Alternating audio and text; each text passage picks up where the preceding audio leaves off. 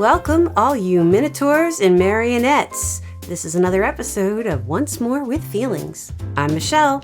And I'm Beth, and we're an emotional movie podcast. We watch the movies, we think about them, we talk about how we feel. All the feels. Every feel. Not every feel. Not every feel. No, not all the feels. So, personal disclaimer, still getting over my voice issues.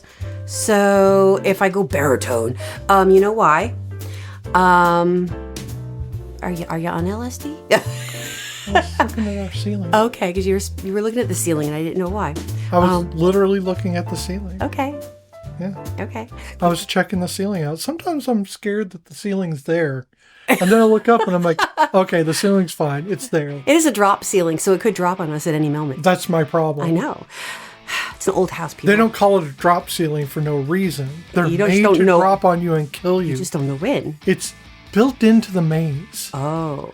Speaking of this week, that's a good segue. I know. Speaking of, we did for our second, not quite so scary Halloween movie. We did Cooties last week. We are doing a scarier one next week.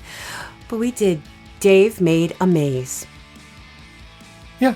Pause. I know, it's obscure. Dave Made a Maze is a 2017 movie. Mm-hmm. Dave, an artist who has yet to complete anything significant in his career, builds a fort in his living room out of pure frustration, only to wind up trapped by the fantastical pitfalls, booby traps, and critters of his own creation. Practically literal booby traps, but there are actually no boobies. That's true. There is a vagina. There is a vagina. There's a paper vagina. That hypnotizes. True. As most vaginas do. I mean, That is the IMDb summary. Not that last part. That was not that was in just it. me. Only the official version ends at critters of his own creation. Yeah, no. The rest of it was I don't me. want you thinking that they said something crazy on About IMDb. Boobies and vaginas? Exactly. Okay. So the director is Bill Watterson. Not to be confused with Bill Watterson, who wrote Calvin and Hobbes. Oh, seriously? I thought it was. Nope. So Bill did Ouija, Origin of Evil as an actor. He was an actor. Yes. The Guest as an actor as well. And Dave Made a Maze as his directorial debut. Mm-hmm. Did a great job. This is such a good movie, guys. Love this movie. We've seen it before. We Yes. watched it together a year ago. Yeah, about a year ago. And about the same time. Mm-hmm. Where the air is nice and crisp outside. Yep. It's cooling off and you just get this feeling of our time. This is our time. This is my happy time of the year. This really is. It has a large cast. A very large cast. But it is kind of narrowed down to it's just there's three a or lot four. a lot of people that show up Oh, yeah. and disappear. Yeah, this is kind of the Moscow Mule of intros for this movie. People show up and then they quickly disappear because they're killed off in one way or another, or they just disappear. So the funny thing about this movie, I feel like it has like 3 introductions. It really does. So it starts out at the Almost like 3/4. Yeah, where he's giving an interview and you're seeing a snip of his interview.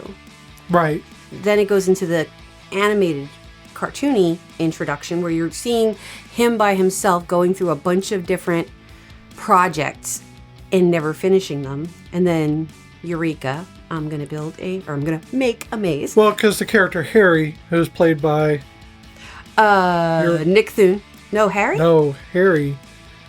James Urbaniak. Okay, right, yeah. one of your favorite people. I'm sorry. I'm like, wait, because I'm looking at the names. I'm like, okay, sorry. James Urbaniak is one of my favorite people. His voice is awesome. And he's also Dr. Venture. Dr. Venture on Venture Brothers. That's why I was letting you say, bring him in. So Harry is a quote-unquote documentarian. Yes. Who never stops documentarian. Mm-hmm. And he always has a crew with him, apparently. Yes. He was also in The Office. Yes. He was Wolf. Or Wolf, something. Oh, God, no, I don't remember. But anyway, he was one of Dwight's friends. So And weirdly enough, let's take a little detour back to Venture Brothers really quick. Unfortunately, I can't think of the man's last name, but it was the man who did the voice for the Monarch. Sure. He also did, because this is back when, the podcast Welcome to Night Vale was a baby. There was a 5-headed dragon. I want to say his name was Heimlich or something like that. And he sounds like a 5-headed dragon. He ran for mayor.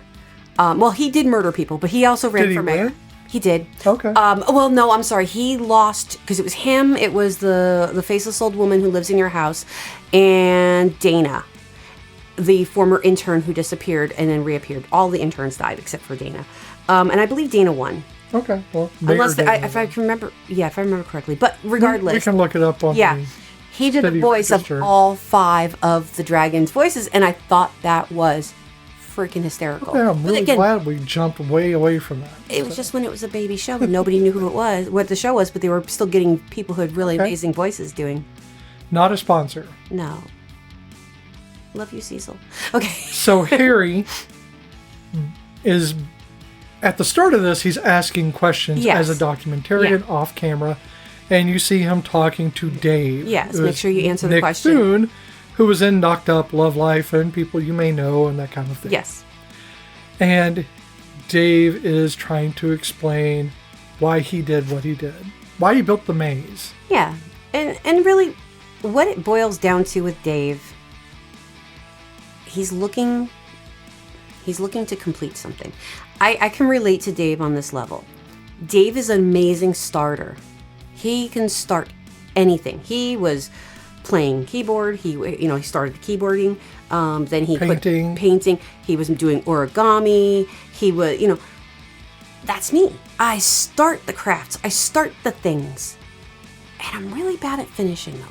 I'm bad at the whole, I get bored or it's not coming out right, so I just get frustrated. I've actually forgotten that I've started a craft. I've done it, and then I walk away from it, completely forgetting that I ever did it. And then I come back to it, I find it, and I'm like, oh yeah, I forgot about this. Why didn't I finish this? Because I just walked away. Well, that's why we have a craft room that is mostly full of forgotten... True. Mostly supplies of crafts. That's true. Because I forget. We could half-ass supply any art house. Oh my God, yeah. Because, you're not going to want it because it's old and used. But mostly, because some stuff hasn't been. Like old glue, we have old yarn, we have old things. Old paint. Yeah. So I understand how he's thinking and how his girlfriend, she seems to be very successful. And she was away on a trip. Who is Annie? Yes. Played by... Okay, this is the disclaimer. I'm going to mispronounce names, so let's just hope I don't. Her name is Mira Rohit Kumbani. I think you're right. It sounded right, but I'm probably wrong. She was in Weird City, The Big Sick, and Don't Worry, Darling. She's beautiful. She is. I love her eyes. And I just love the way her face emotes. Oh my God. You can tell when she is... appalled, stressed, yes, in looking at him with complete adoration and love. You can see when she's wanting to kill him in his sleep, Yeah, you really get a sense of he wears it all here. Now, I also want to say that there's another character in here called Gordon, and his name is Adam Bush, the actor's name. And I hate him. Not the actor. No, I kind of hate Adam. Because he played. He owed me money. And no, he played Warren in Buffy the Vampire Slayer. And I'm still so angry with Warren. He killed Tara. I'm very pissed about that. I'm not happy. He's a smarmy asshole. And yeah, I can't get past that. It's how I feel about the 456 and Yanto Jones. Sure. I can never forgive them for what they did to my baby, my little Welsh boy. Who loves him. So let's go over a few other people. We have Jane, who is... You're going to make me say everyone's names. Kirsten Vangsness. She was in Criminal Minds, and she played Penelope. Yep, and that's what she's best known for, I think. Yes. She was also in Chicago 8, Kill Me, and Deadly.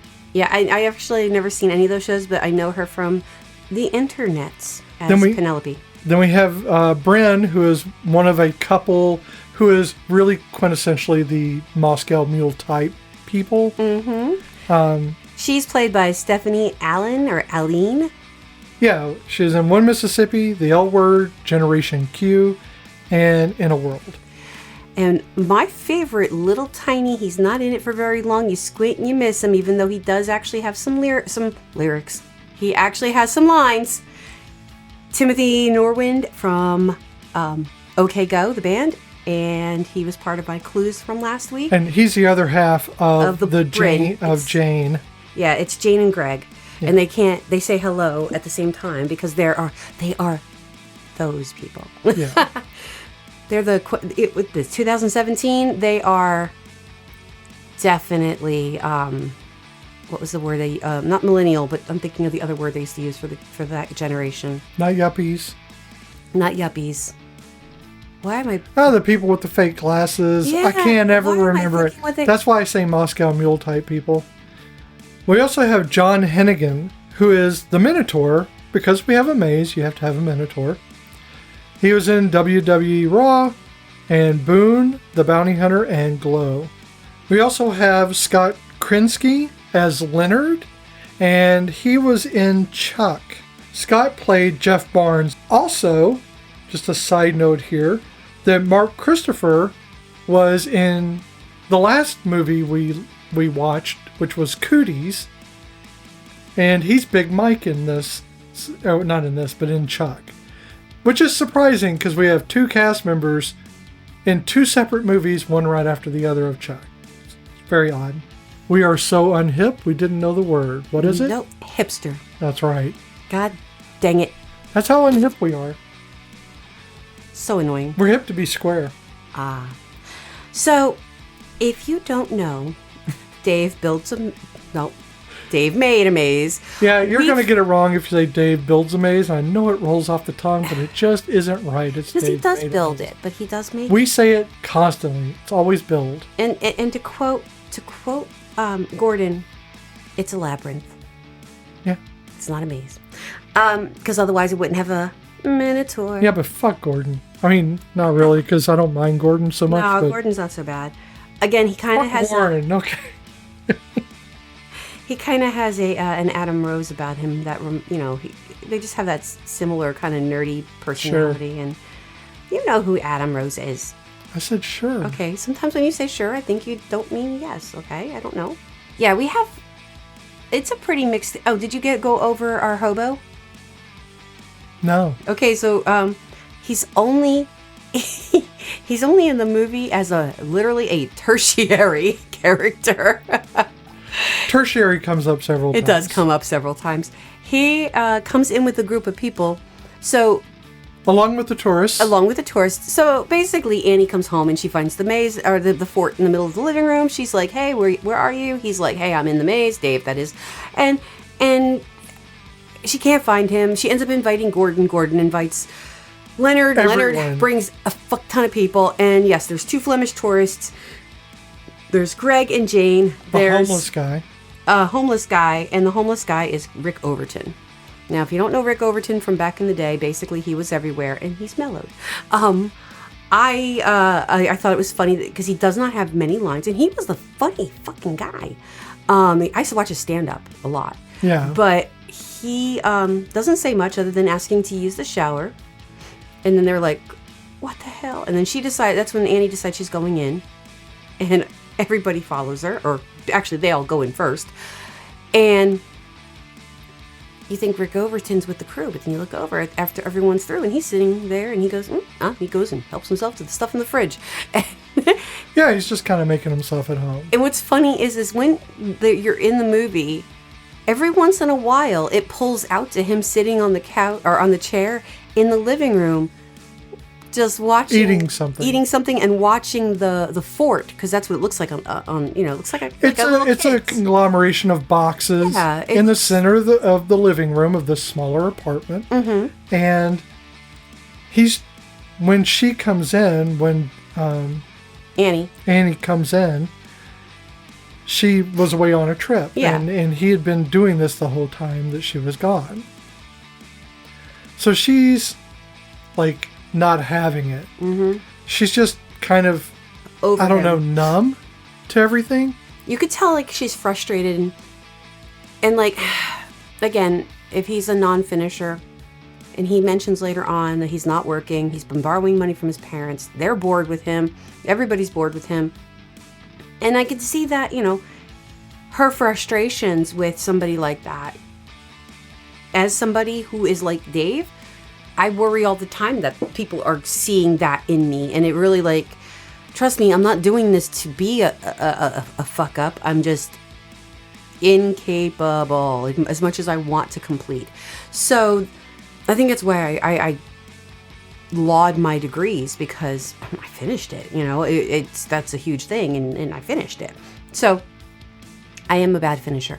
So when she comes in and she sees this, and then she hears him, and she's like, just come out. And he's trying to explain that he can't because it's big and he's lost. Her frustration is just getting higher and higher. And, you know, and Gordon and Leonard do not help. Well, and that's where we're talking about her facial expressions. Very. When she's there, once she gets inside, she takes a shower and everything else, and she's still talking to him through the box, and she thinks he's just sitting in the box and not coming out. But she doesn't tell him. She tells him to come out, and he says he can't. But then she doesn't press him. But you can see on her face is just this sense of profound disappointment. Yep. And she does shake it at one time. And he's like, don't, because you can hear stuff like... They do a very good job of making the transition between this outside small box and this much bigger on the inside concept. Yes. So if you've never seen this movie, we really don't want to give away too many spoilers. No. But at the same time, there's a lot.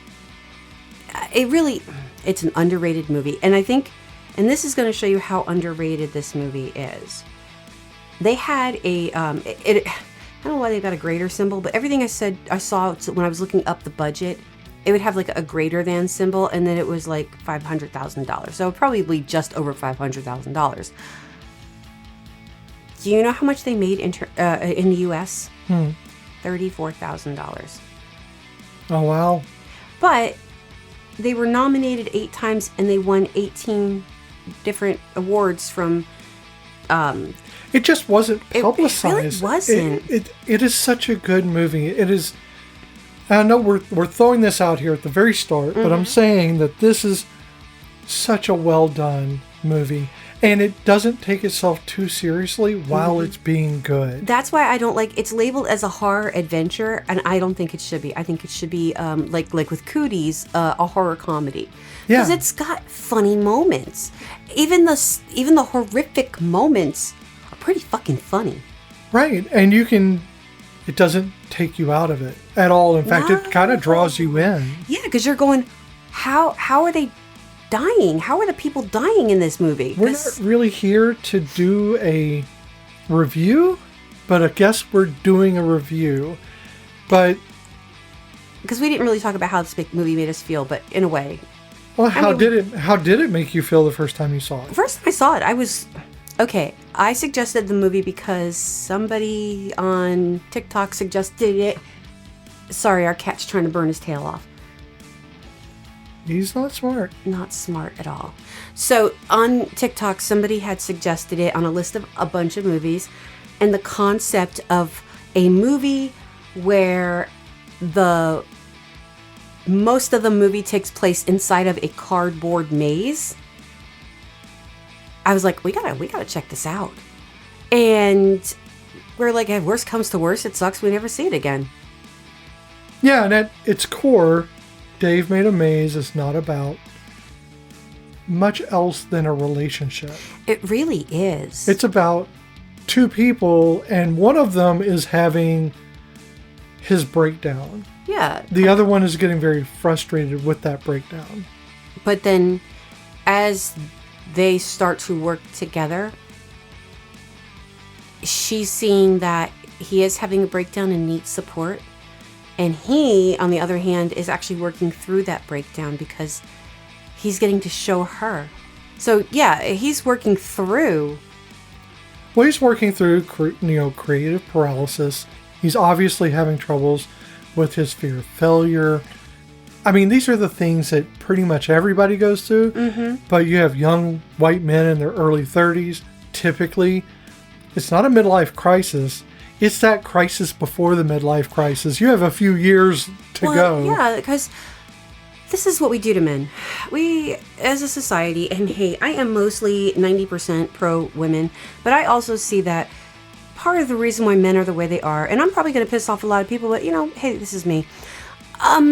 We do this to men. We create a society where we have expectations that we put and pressures that we put on men. And then we get pissed off because, well, they act like men. Because that's what we're teaching them how to do. And in a situation like this, I kind of look at our son, who is 31, and, I know he struggles. I know he struggles a lot. And I know he struggles with his mental health. And a lot of it is because society has told him he needed to be at a certain place in his life by the time he was in his 30s. And he's not there. Because he's still figuring things out. He's still fucking around, and he has found out because of his fucking around. And now he's trying to literally figure this out. He had way too much fun as a 20-something. And now he's trying to get it together. And he's looking back at his 20s going, what the fuck did I do? Well, and time gets away with you. And I think Dave is doing the same thing. Away from you. Yeah, he's doing the same thing. He's looking back at his life and he's going, well, where am I? I'm with a woman who is successful. My friends, they don't seem to have the same issues that I have. So why am I struggling so hard with this? And again, this is our societal pressures. And this actually can go for both men and women. We tell children, while their brains are not developed yet, you need to decide what you want to be when you grow up. Get a job, and you need to go to college. Your brain isn't fully developed until it's at least 25 years. But don't worry, when you're 16 and 17, you better start thinking about your future, and you better be happy with it, because that's where you're going to go for the rest of your life. That's not fair. Well, the best way to have a plan come undone is to have a plan. Mm-hmm. And oftentimes, especially with, I think, Dave in this case, he probably had a very big direction to go in. Yep. And then it never came to fruition. So it's one of those things where you're like, oh, well, this is going to happen for me because that's the way I'm aimed. Mm-hmm. But just because you're aimed a certain way doesn't mean that's where you're going to end up. Yeah. And people that can't adapt to that, they have a lot of trouble. I did not have that. I was always a little bit lost. Mm-hmm. I did the things I did because they felt right at the time. I know it sounds weird for me to say that, but I joined the military out of thin air when I was 16. I just decided that that's what I was going to do. That's the direction I was going to go because it would get me going. And it works for some people. But I can relate to this because I can look back and I can say between the ages of 15 to, I'll say 14, because that was when I had my first real job.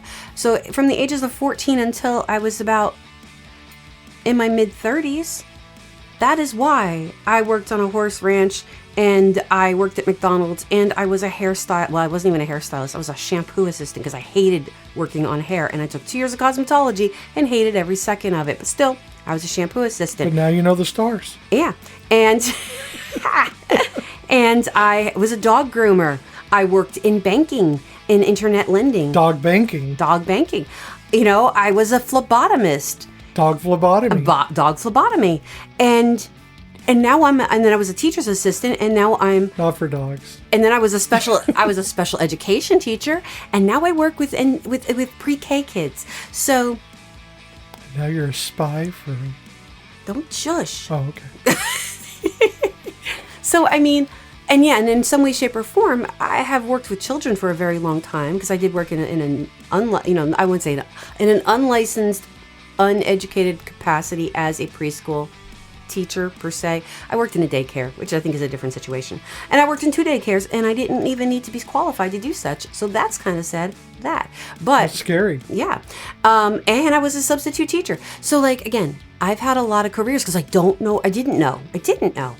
And I'm in my 50s and I still keep changing. Because you shouldn't... Well, you're not changing. I'm not it's changing. Just things I'm just evolve adjusting. and things work out how they work out.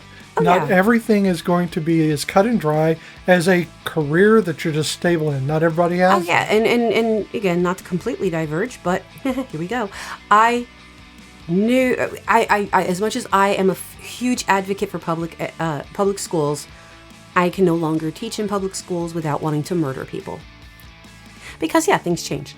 And I'm now Sure. working for an amazing company and a nonprofit, and I get, I'm loving it.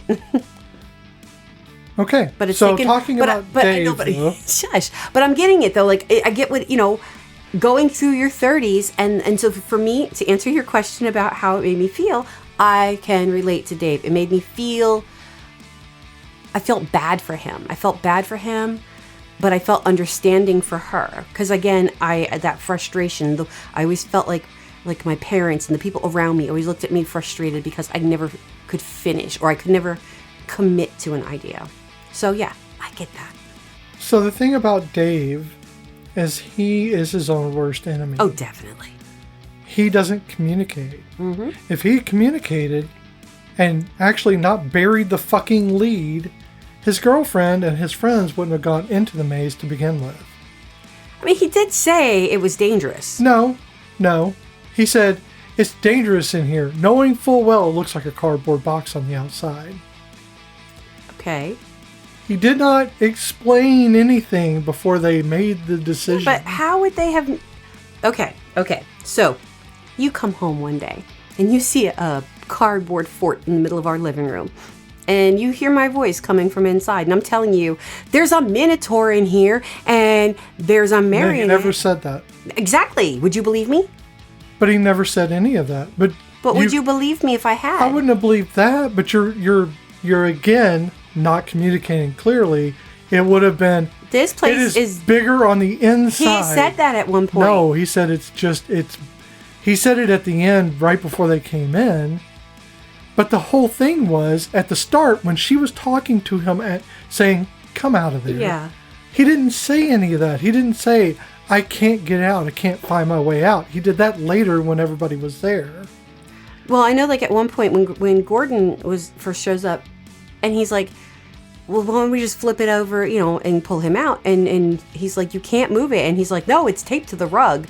No, was it taped to the rug or was it stapled to the rug? No, taped to the rug. I mean, he said it's really sealed, but yeah, that's one of those things where they're still thinking it's just a box and they can get him out. Yeah. And he's either fucking with them or they are just buying into his delusion. I think the beauty of this movie is that they don't explain the whys or the hows. It's just it happens. Sure, and that's great. I love that flight of fancy that causes everything to go really dark, but still kind of not dark. Yeah.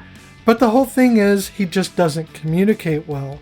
He lets a lot of things just be assumed as if they can read his mind. True. And I do appreciate, like, for her, first, they walk in and they're like, "Oh my God, this place is huge." And, he's like, "I did say it was bigger."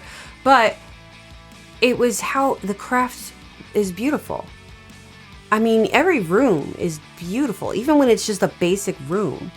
So, fun facts with Michelle. The crew got a ton of cardboard donated to them from the American Apparel factory. And they're like, "Oh, this is going to last us the whole movie." And it lasted 3 weeks. So they had to find more cardboard, but American Apparel was like, "Yeah, no, fuck you guys." So they had a place called Solar City, which I'm not sure what kind of a store that is, but they said, "Sure, if you want to go dumpster diving, go for it." They also got cardboard donated to them from the, wait for it, the Cardboard Institute of Technology. I love that. They used 30,000 square feet of cardboard. And I know you're laughing and everything, but it's a lot. in logistics, you learn very quickly I'm not laughing. I think it's amazing. The Cardboard Institute. They actually have engineers, packaging engineers, who design not just the packaging that goes around products, but also the type of cardboards that are used for certain loads and compressions. So I think it's amazing. I wasn't laughing. I just think that's a fantastic. I love that idea that there's a place called the Cardboard Institute of Technology. But yeah, 30,000. I think it's I think they had 20 rooms that they completed. Yeah, and almost all of it was corrugated cardboard of some kind. Of some kind. And a lot of paper, but mostly. That craft paper was used in a lot of cases. A lot of origami. I like cardstock, stuff like that. And we don't want to give you guys details of the rooms, and obviously we don't want to give you all the details of things that do happen because, again, we would love for you to go and watch this movie. It does deserve the credit that it just deserves all the credit. But I know a lot of people didn't like the script from what I was reading, but I thought it was not a bad script. It was what it was. It's not so much about the script, though. I think if you read the script separate from what's happening, it would be a little boring. Yeah. But it's about how the movie in totality is. And I think if you're just taking one aspect or the other, it's not going to work out because a lot of things are played off between people and the way they're looking at each other. I do. There's a whole sequence in which, yes, they are saying words, but it's between Dave and Annie. Yes. And the way they look at each other. And he doesn't emote well. He's not the best emoter, but she was pulling that out of him. Yeah. And you could tell by her reactions with her face what he was doing. I like that scene because it just rounds and rounds in a circle. So they're just standing at the counter, or he's sitting, she's standing at the counter, and they're literally sharing a glass of wine. Or coffee. Or whatever. And you don't know, at first you think it's a memory, and then you're like, okay, it's not a memory. And then the clothing changes, the scenery changes, things just constantly change, but they are so focused on one another, and they keep saying the same lines in different ways over and over again.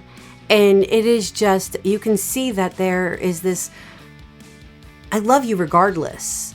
And this is, for both of them, regardless of what's going on and what we're in right now, we're together in this. And there's just something really beautiful about that scene. Well, I think a lot of times people will see the maze as something that Dave is going through, and it is initially. It is. But the maze also includes her. Well, it includes his friends as well, because they come into the maze for a reason, because they are a part of the maze. And without them in the maze, he never would have been able to finish it, because first of all, he never thought to do the thing that was crucial to end the maze. Which was to... Well, we're not going to tell you what it is. We don't want to say that. Because you should watch it. Yes. But that manifestation of his, inner turmoil, which is fueling his drive to build the maze, is not what completes it. What completes the maze is his friends and his girlfriend and their kind of love for each other, even though the friends kind of don't really express that. Yeah. They're there. They're there. And that's what matters. And that's it. And it is that working together, and even though they're working together separately in certain situations, they're still working together to escape, essentially. Yeah. And yes, there is some questionable endings of certain characters because we ourselves questioned what happened to them. I don't think you're supposed to know what happened. I think, and then again, you don't understand 100% about this maze. So, I mean, if I was to build a cardboard maze, or you were to build a cardboard maze or a labyrinth, a Minotaur is not going to magically appear. But that was kind of like the way this kind of seems is like, oh, well, he built the labyrinth, so of course a Minotaur is going to show up and appear. I know that also it gives you this feeling that it feeds off of its need to keep living, and it manifests the evils in it. I think it feeds off of Dave's need for it to keep living. True. The only blood we actually see, real, quote unquote, movie blood, real blood, is a drop. The rest of the blood, we don't see blood. Yeah, it's from Oh, but Gordon. trust me, it's fucking gory. Gordon cuts himself on cardboard Yep. And it absorbs the blood immediately. But, like I said, it's a gory-ass movie, but you don't see blood. Yeah, but the maze itself is this messy, like... But it's beautiful, too. Yeah, but it's a messy, unpredictable maze. You don't know what's going to... It's not organized in any specific way. It's just... It's Dave's inner turmoil that I think is reflecting that. But then it starts reflecting these parts of him that attach to other people. Yes. Because in the maze, you have these associations to Gordon. I made this for you. Or I made this for Annie. And you see this like nice, beautiful areas in some areas where Annie's like, oh, this is so nice. And, yeah, with the lights and the... But it changes because things are changing. Yeah. Because their feelings are kind of corrupted, or she's annoyed with him and he's annoyed with himself. Yeah. For different parts of this. Apparently they did a old-fashioned, timey-wimey, black and white-ish movie that Harry directed, and he's like, I couldn't get the pages to come out of the book or something like that, and they all kind of turned black and come out of the script, and they all turned black and white for a minute. That was pretty cool, and then they're all like, "Did you fuck my wife? Did you fuck my wife?" Which I don't know if that's actually from something, but I always relate that to Eddie Izzard. No. Eddie Izzard has it in his stand-up. Yeah, that's what I always think of that, is you fuck my wife, I am your wife. But Eddie Izzard did do that in that's what I always relate to, is the stand-up.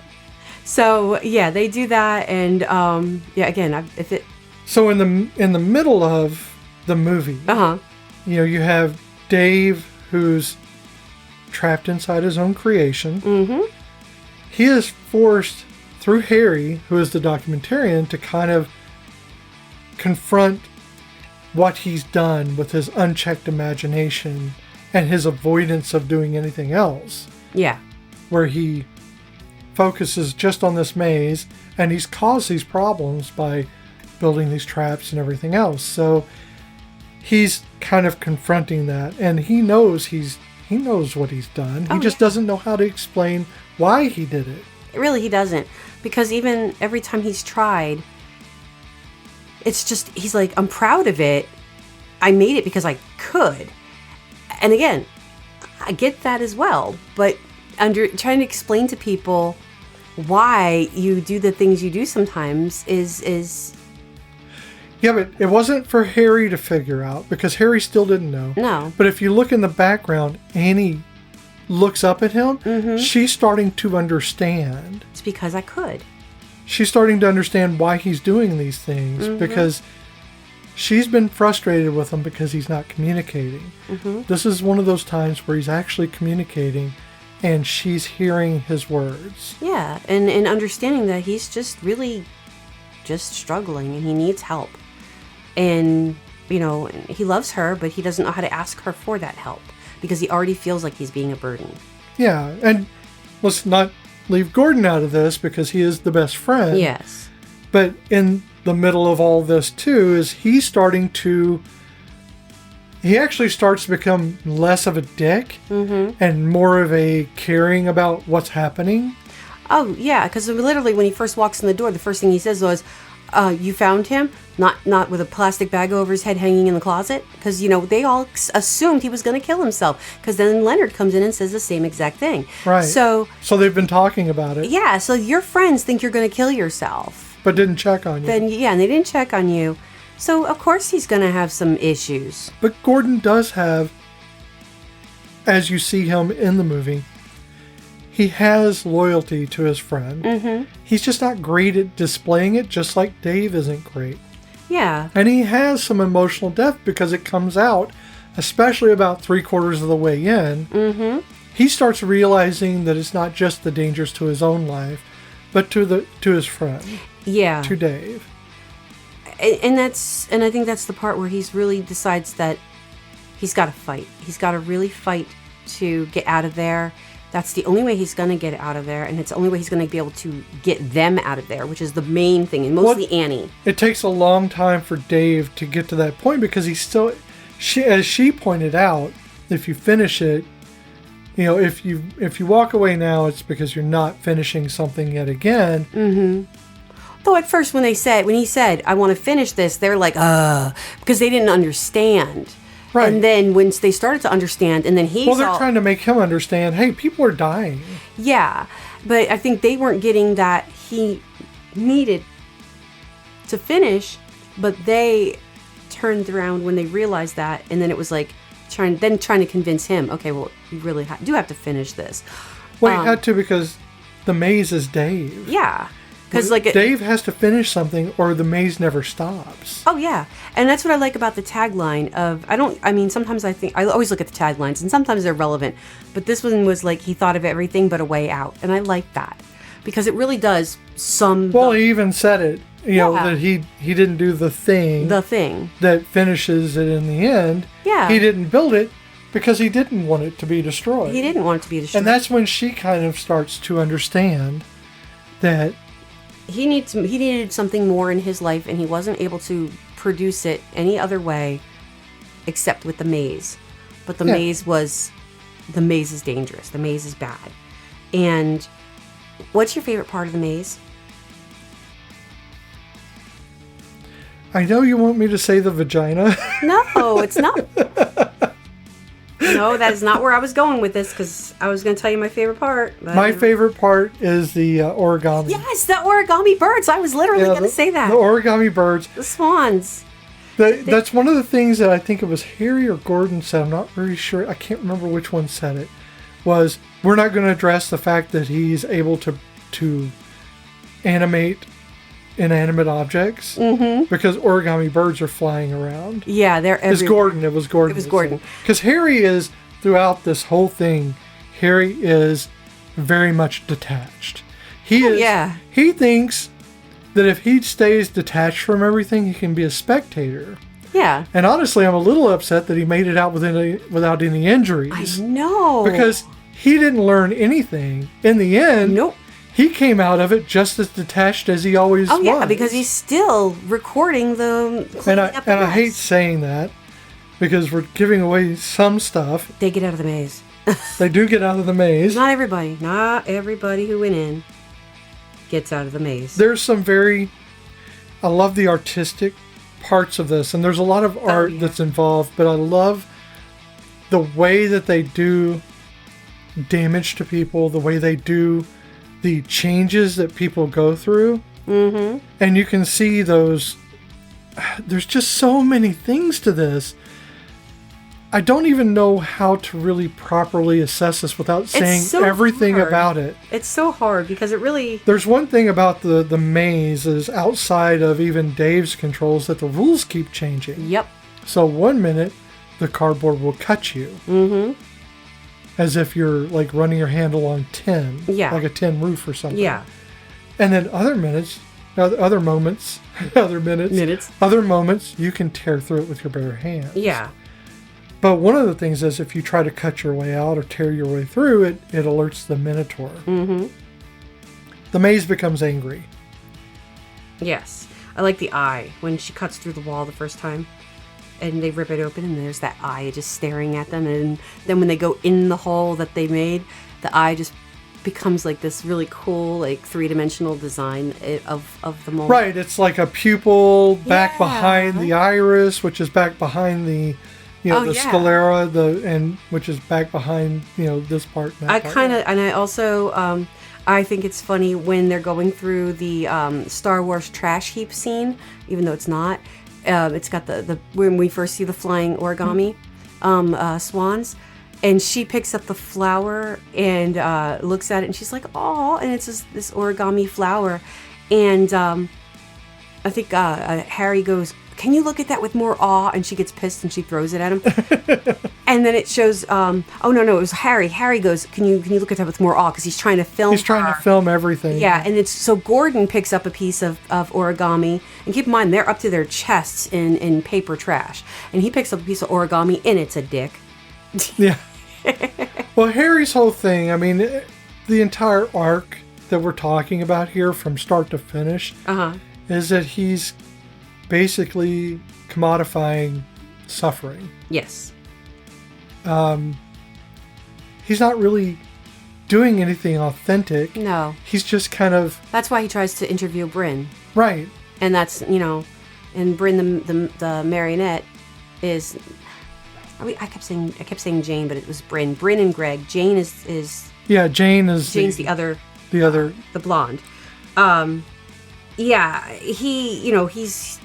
she's now marionette Bryn, and he's now trying to interview this entity that's happens to just be like, high five, guys, high five. Don't give her a high five. I love that the danger in the maze isn't always something that you can see. It's not always something that's present in your mind. Yeah. It's something that kind of creeps up on you. Well, I also like that you don't know what room is the bad room. Like, what room is going to be dangerous. Every room, especially when we watched it the first time, we're watching it and we're just surprised at every time. Every room. And then when the rooms don't do something, we're like, oh, well, shit. I expected something to happen here. But also, there's the rooms where it doesn't happen, you have this profound sense of relief. Oh, yeah. That you but you feel the same thing you think that they're feeling, because they have this feeling of relief for just that moment. Uh-huh. And you kind of feel that. So, like, when they're going through the maze within a maze, and they get to the end of it, and I think Gordon turns around and says something to Dave, and Dave drops his stuff, and then then he goes off, and he's by himself now.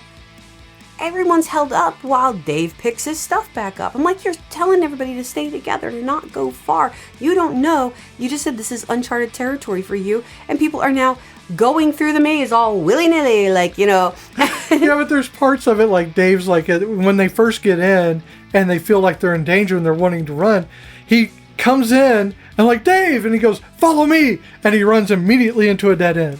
Yeah, so he doesn't even know. Because he doesn't know everything about this maze. And also, the maze keeps changing. The maze changes, rules change, and Dave isn't in full control of the maze. Oh, yeah. Well, he's not in any control, because again, the maze is more about his maelstrom of feelings than anything else. And I also, I like when they go through, they think they've made it to the end, and it turns out that it's just a cardboard version of their apartment. Yeah. Well, it expanded. Yeah. For them, it expanded.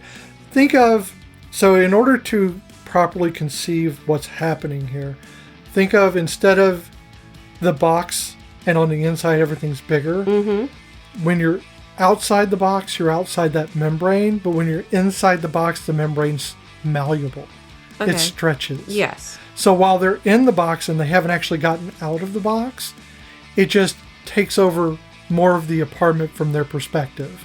Okay. So I think what we're looking at is a dimensional shift. Yeah, I was going to ask you, what, in your opinion, because the movie does not explain this, what is the maze? It's a dimensional shift. Definitely. It's you're in a dimensional pocket that is, again, like a membrane that you're stretching over. So as it's growing, it's taking over more pieces of the apartment. Yeah. And that's why you keep seeing these different additions. Yeah. The table, the counter, the background, the kitchenette. Yeah, stuff like that. So you start seeing more and more of it, because it is taking over more of the apartment from their perspective, from their, I guess, quantum perspective, or if you want to, the dimensional perspective. Whereas outside of that, the guy's still sitting in there eating. Yeah, Rick Overton is still sitting yogurt. There. Yeah. He's eating their Go-Gurt or whatever. Their Go-Gurts. Because they're hipsters. Which is just yogurt in a tube, people. Yeah, well, So, and my notes say, first part I wrote was, really about finding where you... I can't read my own handwriting. I write finding where you flubber. Well, see, I write really well if you give me a marker and a whiteboard, but you give me a pen and paper, and it is worse than a doctor's signature, okay? Do you know what it says? Yes. It says, really about finishing what you start, which is basically what we said, but then I wrote finding understanding. And that was to me, the other part of the movie is the key, is finding understanding. I think a lot of the not finishing what he starts is his frustration with not being able to express that. Yeah. And once he's able to express that to another person, so that they have understanding of him, is when they truly get out of the maze. Because this is the thing of like being in a relationship of any kind, friendship or romantic. Once you're able to express yourself to that other person, and that person is able to reciprocate that, then you work together. And that's how they get out of the maze. Dave doesn't build the thing that saves them. No. They both build it. Yeah, they all work on it together in a way, even Gordon. Yeah, Gordon and Harry. And Well, not so much Harry. Not so much Harry. He's there to film the whole thing. Sure he is. He's there to, in a way, profit off of it. In a way, yeah. He's not a very good friend, I would say. I think the symbolism is really where the key is, because there's a lot of symbolism in the maze, and it was the symbolism of what they created to complete the maze, and even the symbolism within that object when they start it. It shows you that she accepts, what he's showing her, because again, it isn't just his words, it's what she's seeing in the maze, it's what Gordon is seeing in the maze. Well, her face when she sees the origami birds. Oh, yeah. The cranes. Yeah. She's got one and is flapping in her hand. And she is mesmerized. Oh, yeah. Because she's like... And you can actually see her thinking, look what he made. This is beautiful. Yeah. He created this. She's very good at expressing things through her facial expression. Yeah. Amazing. And, and that in itself... It was her. I think her ticking point, really, just like, this is it. This is me. Whether she realizes it or not, she's starting to go, he has something. How did I miss this? And he doesn't know that he even has something. He thinks he's lost because, again, you can be creative, but when the people around you don't see your ability or who you are, you just keep spinning and spinning and spinning. If you hadn't been encouraging for me to go to school, I probably would never have gotten my degrees. And you encouraged me. You saw that, yeah, I was spinning my wheels, but you saw my intelligence and you saw who I could be or what I could be. So when I said I wanted to go back to school, you were the catalyst of me going back to school to do something with myself. And anytime I say I'd like to go back to school for something, you never say, that's kind of stupid because, you did blah, blah, blah. No, you're like, well, if you think it's something that's going to make you happy, do it. So Dave needed that. He needed that person. And Annie was that person for him in that moment because beforehand, she didn't see it. Well, I think in the end, what she did for him was instead of being exasperated with him, she chose empathy. Yeah. She was able to understand that he is frustrated, and the reason why he is because he just doesn't feel supported. Yeah. And he's spinning his wheels, like you said. He doesn't have any traction for anything. She is that grounding force that gives him traction. Oh, definitely. And I think in a lot of ways he does too for her, in that way that maybe not, monetarily or through a job because she's employed, she's doing her thing. But I think emotionally, she is more attached to the idea of the relationship. I think she was drifting away before.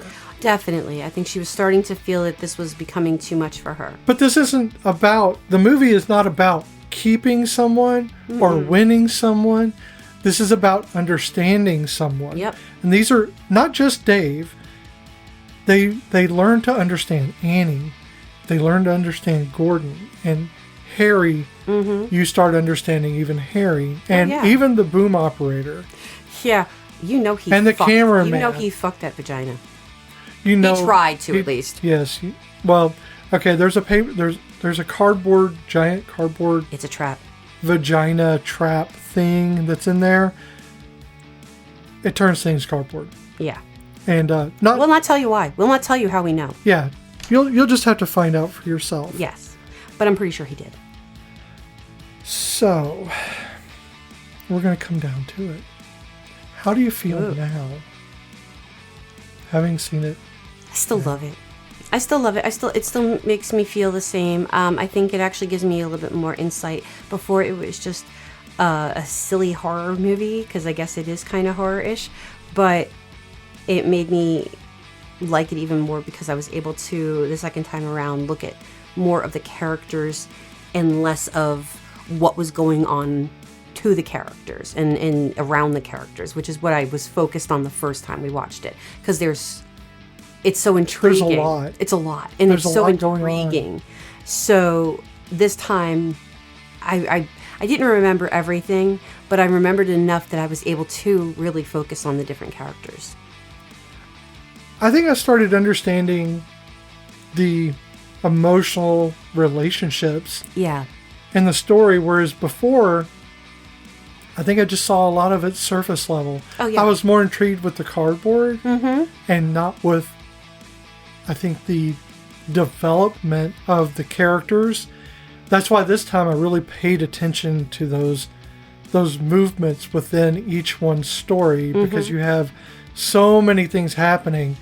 It is really easy to forget that this is about relationships. It's about how people interact with each other. At the very start, they're very flippant, or they're exasperated and distant. Oh, definitely. And they gain a lot of perspective for each other and just going after him and helping him get out, helping themselves get out. And I think even the Minotaur, they start learning that there are real dangers involved in not appreciating each other's emotional boundaries or their emotional needs, and that there are pitfalls to be had in every relationship, no matter how trite it might be. Harry, for instance, who has a very distant relationship with everyone, uses people for the most part. Yes. But even he has a place. Yeah.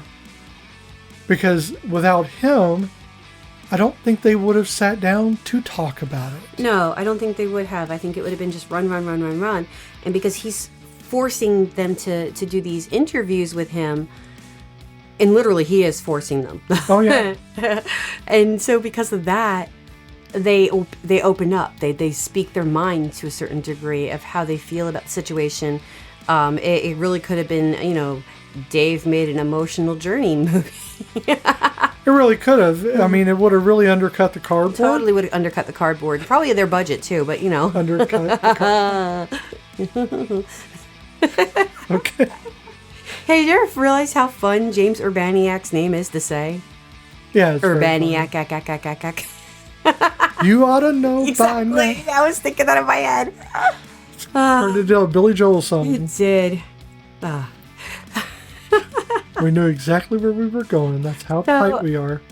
How does it made you feel? How's it made me feel? I'll tell you how's it made me feel. It made me feel appreciative of having someone snuggled up beside me while I'm watching the movie. Because I really love that. It's one of my favorite things, of just you like snuggling up against me while we watch a movie and we take notes. Yeah. And I'm like, I would do this for free, but I'm so glad I'm getting paid for it. No, we're not getting paid for this. You're funny. We'd love to get paid for it, but we don't get paid one day. for it. Maybe one day. But I'm so happy we get to do this. And because this is about emotions and about relationships in this movie, it made me think about our relationship while we're watching. A meta relationship scenario here, where we're watching the movie and I'm thinking about our relationship while I'm watching the movie, and how we've had our own cardboard mazes that we've had to go through over time. Oh yeah. And I think we really did figure out a way to get out of the maze ourselves. Oh yeah. I think everybody has to work towards figuring a way out of their own mazes. Or labyrinths. If you will. If you have a Minotaur, it's a labyrinth. Yes. If you don't have a Minotaur, it's just a maze. It's probably a maze. Depends on how much corn you have in there. I also, I think it's funny that, while encouraging you are also encouraging borderline enabler, because I will say, we need to call that craft room. And then the next breath, I'm like, I'd love to try to do clay caning and make beads and stuff like that. And you're like, you'd be really good at that. Okay, so... And I appreciate that a lot, but also part of me is like, you hypocritical bitch, we're talking about cleaning that all. No, you're telling me to buy more stuff now. But here's the thing is, I know my belief system. I am an atheist. I fully believe, I can't not believe it, because I have no other proof otherwise, that there is just one life. You have one singular life. Mm-hmm. And then there is nothing. Why the hell would you not do everything in your power to hold on to that life and also enjoy it as much as you possibly can within the confines of your ability? Oh, no, I get that. I'm just playing with you because I think it's funny. But we're talking about feelings. Yeah, And no, I want to, I think it's important to go through not just the movie's feelings, but our feelings. Yeah. And one of those is, you should not hinder your joy in life. And I definitely don't want to ever be the reason someone doesn't enjoy their life. I have been that person for other people. I know I have. My first wife, I was the killer of joy for her. And that is my fault. I don't blame her for that. I blame me for that. I think that you should try your best to fix those things from the past. You can't change what you've done in the past. Dave couldn't change what he did in the past. No. Neither could Annie. What they could do is change how they're doing things now. Yeah, how they're moving forward. Right. You use what happened before as an experience to learn from. And then you just keep going forward. I'm still learning. I still fuck up all the time. Oh. I am hard to live with. I'm hard to deal with. But I try to learn, what I can do to change, not myself, my inner core being, but change how I communicate or how I discuss things, or maybe to rein in some of my emotions that I'm just not coming across correctly. No, I get that. That's why I always say that, past Michelle's an asshole because she makes plans for present Michelle that future Michelle has to make. Future Michelle has to has to actually adapt to or do or whatever. But then when future Michelle becomes present Michelle, it's really present Michelle who has to deal with the shit. Yeah, writing a lot of checks that have to get cashed. Holy shit, past Michelle's an ass. A freaking useless fucking whore who can't do anything and then throws it all at future Michelle. And Who here has to I deal with am, the stuck in aftermath. dealing with this. Of course, I'm sitting here throwing the shit at future Michelle as well. True. And then I become past Michelle, and then I'm a whore. I guess that's the way it goes. So, let's talk about the Castellini test. I was gonna throw that at you. I know. So we have the Castellini test, which is used to denote whether or not there's feminism or equity in the movie. Mm-hmm. We can say right away there's no diversity in this cast. No. You're not going to see it. The Flemish people can't get any whiter. No. They're Aryan. There's this distinct lack of There's no rainbow in this movie. Yes, well, that's not true. Annie. Sure. That's the only rainbow. She is definitely a brown-skinned person. She is... Yeah, but I'm talking about, overall, there's one person, that's it. There's nothing else. No, there's nothing else. No, she is the only person of color in this whole film. Yeah. When we're looking at trimmers to it doesn't hold up to the trimmer standard. It doesn't, not with the diversity aspect. No, definitely not. And also, this is again, sure, there is a brown person there, but she's supporting... all the white boys. The cast of white. All the white boys. And that's fine. It is what it is. But that we don't beautiful- pick the casting couch. No, but that beautiful brown woman, she does support those white boys, and she keeps them in line. She did a great job. She was those such white a good boys actress. in line. I really hope that we see her in more stuff because I don't know what she's done like outside of the 3 that I pulled up. Yeah. But I would like to know, if she's done other movies and see what other things she can do. Yeah. And I hope she is doing something. I hope someone's giving her those roles. I agree. So, Castellini test. We have 3 criteria in order to determine whether or not there's feminism or equity involved. Yes. As I say that and don't have my rules in front of me. Oh, no. There have to be at least 2 named women characters with at least 5 lines of dialogue each. Okay. We have Annie, we have Bryn, and we have Jane. Right. Definitely Annie and Jane. They do the most talking. They do. Bryn, although Jane is definitely truncated on what she says. Yeah, and Bryn really just talks to Greg. Yeah. Mostly, yeah. Right. That's not true. Mannequin. Well, The possible mannequin Bryn. She does have... That's Bren, though. Yeah, so she does, have a whole conversation Sure. with the boys. High five. High five. These characters must have a conversation, not necessarily with the other woman, either not about their partner or with their partner, future or current, and not about their relationship. It's going to get difficult. Okay, but see, Annie does talk about getting Gordon, with Gordon, about getting Dave out of the maze. Not particularly about their relationship, but about how do we get him out of this. And... Yeah, but the problem is that is about their relationship. It's not just metaphorical on the maze part. She's asking him to get him out because she cannot have a meaningful conversation with him because she's exasperated about the relationship. Yes. But then there's like talking about the maze itself. Sure. If we go for that being metaphoric, then there's nobody having any conversations. Well, if we're saying there's meaningful conversations, then is there a meaningful conversation with her outside of the relationship? No, all her conversations are about the maze or about their relationship.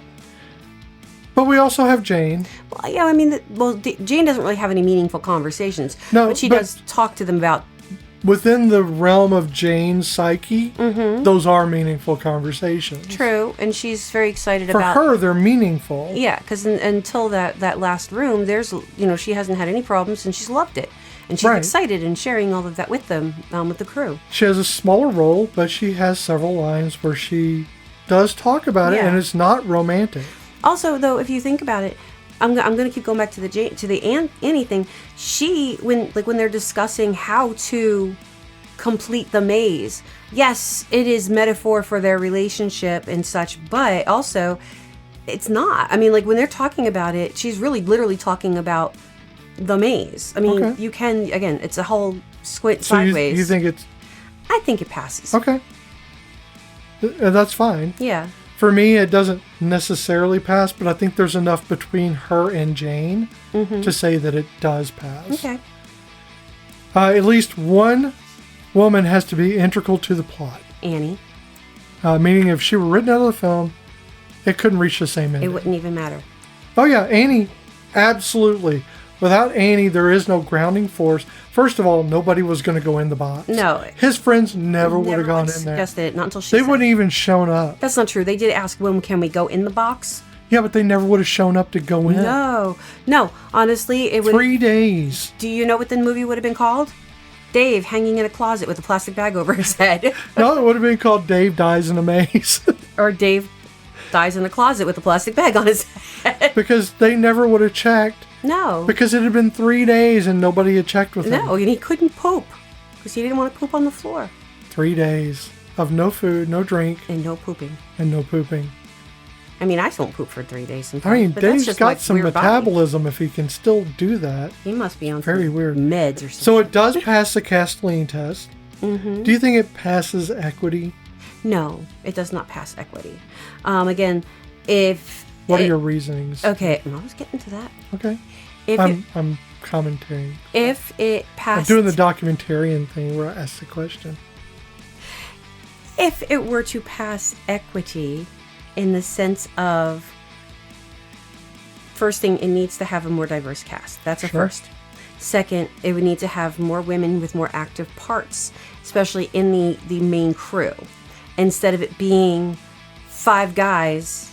Yeah, one, two, three, four, five. Yeah, it's five guys and her. It could have been, Harry could have had women as his boom mic and camera operator. That could have been the feminist aspect. And so, yeah, I think that it is definitely lacking in equity when it comes to that. The showing of. Do you think that Annie's role was one of equity? Not necessarily.